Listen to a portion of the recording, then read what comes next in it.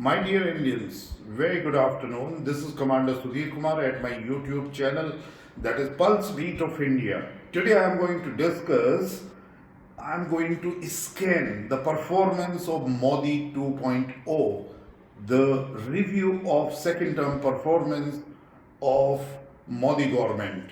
Before I discuss or I review the performance, let me tell you one thing. So far, in 7 years, there are very great achievements of this government, and anyone can talk about it, and you all know about it. But just very quickly, I am going to just repeat them one by one. The first change was that India was like a sort of a dying country before this government came in, because we had been invaded for so long by different peoples, and then Britishers looted us, and then India was not left in any condition. But after that, we have revived after independence.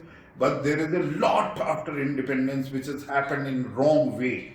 So what Modi ji did, that he could revive that faith of Indian, he could revive that Atma of or soul of India back, and he has put India back at the world scene with a dynamic foreign policy, visiting many countries. So that confidence of every Indian across the world came back. That was the first impactful change which Modi government brought in. The Modi 1.0 brought in. Then I'll discuss the change mindset. The change in mindset of every Indian was, yes, is the dynamic leader, there's something good is going to happen to the country, and the good thing started flowing in every sphere of life. So that was the second biggest contribution. Then the third was demonetization, a lot of corruption, Benami things, and a lot of fake currency which was flowing in and getting involved into the Naxalite and terrorism activity, that was stopped by the demonetization. And that correction, Benami properties and this Naxalite activities had a hit by this. After that, the GST was brought in, one nation, one tax, and it's a huge success. Then it was Jan Dhan Yojana, where near about 360 million accounts were opened into the banks. The first time this kind of a population of India, which never had an access to the bank, they got an access to the bank, and their direct benefit transfer through Manrega and other schemes were going to that. So it was a huge change. It was an inclusive development, and India became the one country where we were elevating poverty at the fastest pace, that every second one person was coming out from the poverty and joining as a middle income group. So it was a huge. Then Ujjwala scheme was there. Then Swachh Bharat scheme was there, which is grand success. And then all these now coming to the latest 2.0, the PLI, the production linked incentive scheme which has been announced. I am sure that this will change the dynamics of manufacturing, and especially the defense manufacturing is going to come way. And I consider and I hope that our manufacturing share in GDP will increase from 16% to 25%, for which it is meant for. And let me tell one thing, the remarkable achievement of this is that we have improved ease of doing business remarkably. No other country has done that. From 145 place we have come down less than 65, 66, and this is a huge achievement of this Modi 2.0 or 2.1. Now coming to it, then 2.0, the another achievement is that the defense preparedness, lot of emphasis has been given to the defense prepared in Modi 1.0, and then subsequently in 2.0, that is also appreciated. And then we must not forget the abrogation of 370. Section 370 from JK is a huge success, and it was needed, and Jammu Kashmir has become now in real sense an integrated part of India. So that is also a commendable success of this government, and I appreciate that. And after that, the Ram Mandir issue has been resolved, and it is the Astha of maximum Indians which is which was there and they were waiting for this decision. So that's also a huge success. But now I am coming to review this 2.0, and the first thing is where I differ with the government is the privatization. I said in my book, which I wrote, and it was released in 2018 on 5th July, the India a 20 trillion economy by 2035-40. The privatization must be limited to the certain PSUs where these PSUs are not doing well and they become stagnated and they are going into the huge losses every year, recurring losses. And if we are not able to revive them, only limited to that.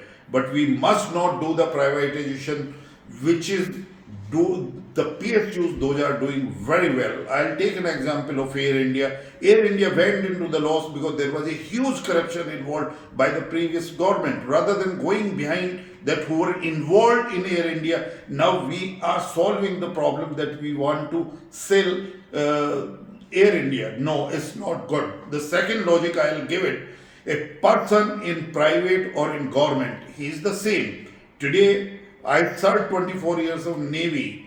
It means I was an asset in Indian Navy. When I come out of it, I can't become more efficient in the private sector. And I am not talking about any other. So what we have to do, we have to manage and do the change management of people. We have to change the leadership. We have to make sure that there is no corruption is involved. All the projects are implemented in time, but it does not mean that we are selling our PSUs and we feel that we can't govern them. No, these PSUs are very hard earned money, the taxpayer money we have established. So we must sell only the PSUs. Those are not able to come out from the losses and those could not be revived. And now coming to the next is, though I wrote in my book that the government may do the asset monetization, there is a lot of government land which is being encroached. It is in every department. You take in railways, but the biggest chunk which has been encroached is lying with the defense in cantonment areas. And the same way there are the different government organizations, very huge stack of land is there. And I will not forget to mention that HCZ also, HCZ is 65% unutilized. It's only 35% which is being utilized. So that land also to be taken back from these private companies and the corporate, and it must be utilized. But it should not be that the entire land and the good amount of land is also completely we are selling off and do the asset monetization. So my limited request is that we must do only land which is coming out from the encroachment and not the strategic land which could be used by the defense or any other government organization. Now coming to the next thing is that where I would like to review very critically, it is NPAs, non-productive assets. First government decided that how to resolve them. IBC came in well in time, but now every account which was under NPA, whether it was 12 accounts, those were prime accounts more than 500 crores, or even if you take 500 other accounts, then you will see that IBC has given a resolution where all the lenders have taken a haircut from 45% to 66%. And if I account that these NPAs were of the order of near about 10 to 12 crores, and in my earlier talk I have said that if you accrue the interest over it and they were lying unutilized, that goes to near about 18 lakh crores. And if I consider that the 50% haircut the banks are taking, it means it's near about 9 lakh crore loss to the government. Can we bear this loss? No. Now the first ARC was suggested, the assets reconstruction companies. Now bad bank has been talked about. It is only on the papers that all the losses of banks we are assigning to the bad bank or the ARCs, but it is not the solution. Are we recovering this money? It is the hard earned taxpayer money. It is the government money which we are there. So we have to recover this money because this money has gone into the family trust, children trust in India and abroad, and Benami properties and being invested into the other companies, and we have to recover from that. And so far, no person has gone behind bar or in jail, and they must be prosecuted at the earliest by fast track courts. That is my humble submission. Government has infused near about 4.5 crore to 5 lakh crore money to resolve these NPAs, to strengthen banks, but that's not the solution. Now, coming to that, we see the criminality among the politicians is on the increase. You will find that the many MPs inside parliament and MLAs in assemblies and MLCs, they are sitting with the criminal record. It has to go down. In civilized nation, the nation which is embarking on the path of success and want to be a self-reliant nation, there is no place for the criminal politician, because it gives a very bad picture. So there, what happens, the maximum efforts must be made now by the Modi government or the Persian government must come out from this, because it is giving a wrong perception. Now, same way, the kind of an donation which is coming to the party, contribution from the people which is coming, or from the corporate, it must be made completely transparent. Though the electoral bonds have been issued, but these electoral bonds are also not clear, and the perception among public goes that this particular government is no different with the previous. So why we can't make online? One side we are discussing that this donations, one side we are discussing that in digital disruption everywhere, we are talking about the digital payment should take place. Even up to the villages, we are establishing the computer centers and we want to make everything online. So then why we can't make the donation and the contribution to every party online, so that it is absolutely clear who is donating what? It does not make difference. Any corporate can give donations to any party anytime, they are at their will. So I would like to see that it is being reviewed. Now I am touching upon one very important part, is OROP.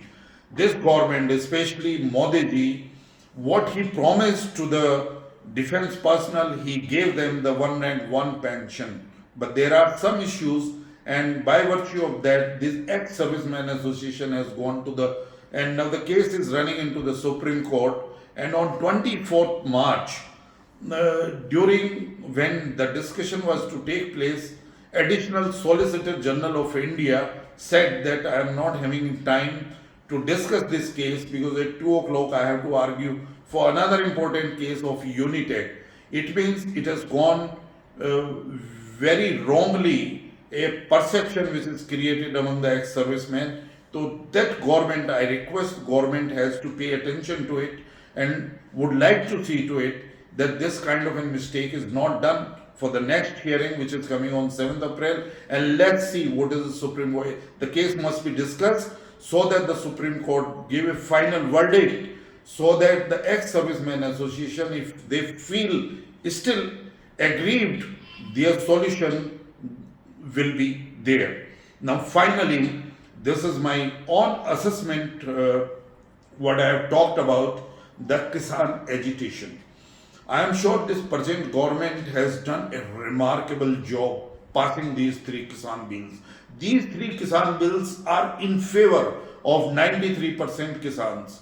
The government has acknowledged in the parliament, Honorable Prime Minister has acknowledged in the parliament that 68% Kisans in India, they are having less than 2 acres of land, and then near about 87-88% are having less than 4 acres of land, and near about 93 to 90% are having less than 6 acres of land. And we know with this kind of a land and growing population every year, the land holdings are going further down, these Kisans cannot survive. Definitely we have to do something, that the Kisans must come out from the farming and do something, and government is doing plenty through MSME and infusing a lot of capital expenditure into village development. But still, what I request to the government is, if this logjam which is being done by these Kisan leaders, those have been bought by the opposition and the other people, those are interested, all these bicholias and middlemen, I would request the Honorable Prime Minister and the Government of India that why don't you declare MSP every year a formula, and Swaminathan report C2 plus 50%, and if you do that, you put that condition, it will be done only up to 6 acres of land or 10 acres of land, and they have to declare the cultivation of land for that product the way the FCI regulation has been done, circulation has been done in Punjab. Similarly, so it could be addressed at the earliest, and I am sure these Kisans and ex-servicemen, the way they have, voted for the party, they will remain aligned this, and no one will be able to misalign them from this, and the government will move towards the right direction. And these were certain review points which I wanted to do on the government Modi 2.0, and I am sure these are my own suggestions. This is not having any backup from any other party or any other person or from anywhere else. It is my humble submission. If these points are considered, I am sure the government will get strengthened and will move towards a self-reliant nation, which is the dream of our Honorable Prime Minister and now of every Indian. Till I come back next, Jai Hind.